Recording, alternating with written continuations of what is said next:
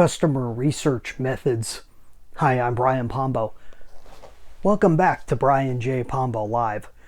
I wanted to talk a little bit of a piece out of this book, and it's really good for research. Sometimes you get tough in the it gets tough in the very beginning, especially when you're getting into advertising and you're wanting to learn more about your customers. That's really the beginning of good direct response advertising. It's really knowing about the who, really knowing about who you're trying to reach, and making that kind of your primary start. If you've at least got that in your mind, you're on a good track. And sometimes if you start there, it's like, okay, well, what do I need to know about them? I mean, there's a million things. You got your demographics and psychographics and all these different things.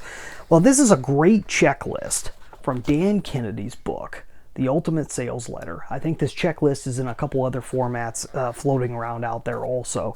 But this is a good book to begin with. I mean, this isn't a complete review on this book, but it's an awesome book. It's not just about sales letters.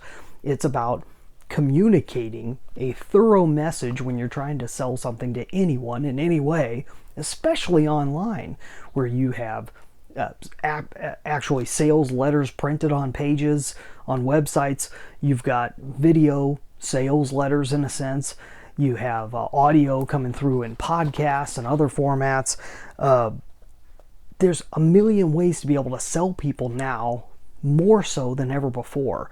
And it all really originated with mailers and direct mail and advertising that way and through magazines and newspapers.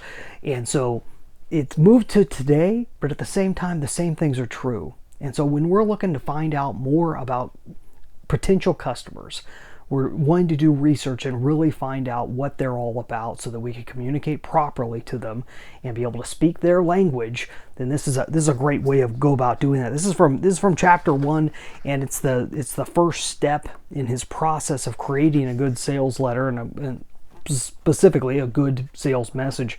He says step 1, get into the customer.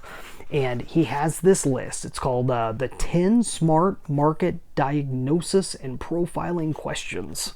Okay, there's 10 of these. Let's go through them real quick, shall we? Number 1, what keeps them awake at night? Indigestion, boiling up their esophagus, eyes open, staring at the ceiling.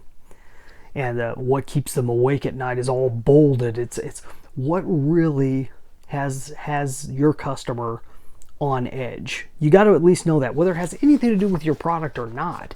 You got to know where they're coming from in general. Once again, a whole lot of this is guessing, unless you already have a customer or unless you are already familiar enough with the market, unless you know them personally. And you could base this off of one person to begin with if you needed to. Number 2, what are they afraid of? There's a very common thread throughout all of this, and we'll hit on that in the very end. Number 3, and then, once again, that could be number 1 and number 2 could be the same thing, right? It all depends. Number 3, what are they angry about? Who are they angry at? That's number 3. Number 4, what are their top 3 daily frustrations? Real similar trend throughout this whole thing, but you might be able to pick something up, and you may not have an answer to all these questions, but you may be able to pick something up off of 1 or 2 or 3 of these questions.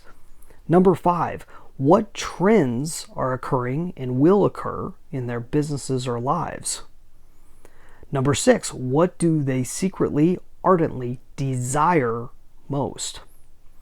Number 7, is there built-in bias to the way they make decisions? Is there a built-in bias to the way they make decisions? Okay, example, engineers are exceptionally analytical.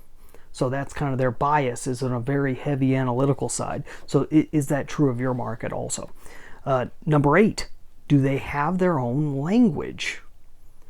More than likely they do, depending on how defined you have your market down to. If it's a specific career choice, if it's a specific religious sect, if it's whatever it is that makes your people unique, what is the language? And they're not just talking English versus German versus whatever. That's not the type of language that Dan Kennedy's talking about.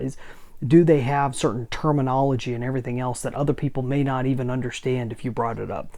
It's very important to know.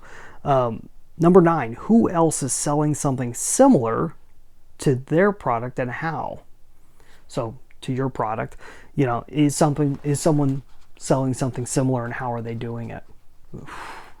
It's a tough question, but it's something you really need to know. And number 10, who else has tried selling them something similar and how has that effort failed? Not that easy to find out, but if you really know the market well, you may already have that answer. Or it may have been you. Maybe you've already failed at trying to sell something similar up until now. But those are very, very, very important questions. Those are the 10 smart market diagnosis and profiling questions when it comes to your market, when it comes to your potential customer or client. Very important stuff. What's the common trend? The common trend throughout almost every single one of those answers is emotion. Okay, we're focusing very, very deeply on the emotion that runs through your marketplace.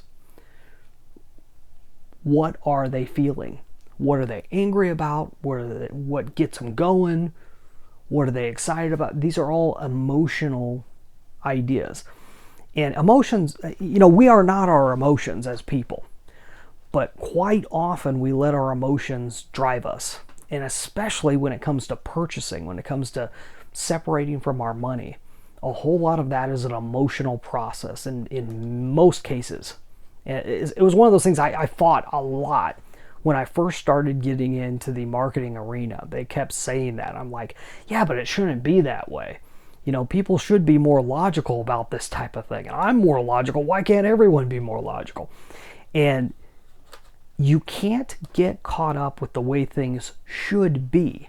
You have to focus, when you're coming at it from a scientific perspective, the whole Claude Hopkins, scientific advertising, you come at it from a scientific perspective. You have to look at the way things are and not the way you want them to be. And the plain fact of the matter is, you go out there and try enough times, you're going to find you're going to get emotion back over and over and over again as the main reason why people do things. And if you ignore that, you do it at your own peril. You're going to have a really tough time getting anywhere and getting anyone excited about what you're doing if you don't at least acknowledge that that's where they're coming from. Now, you could help redirect them and help people to think better if you want, but you have to meet them where they're at. And where most people are at is in an emotional state, especially if they're going to be purchasing anything from you. So hopefully that's helpful.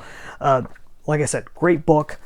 I've got my own book, 9 Ways to Amazon Proof Your Business. Just one book so far, but this is a good one. Go check it out. It's small, a lot smaller than this one.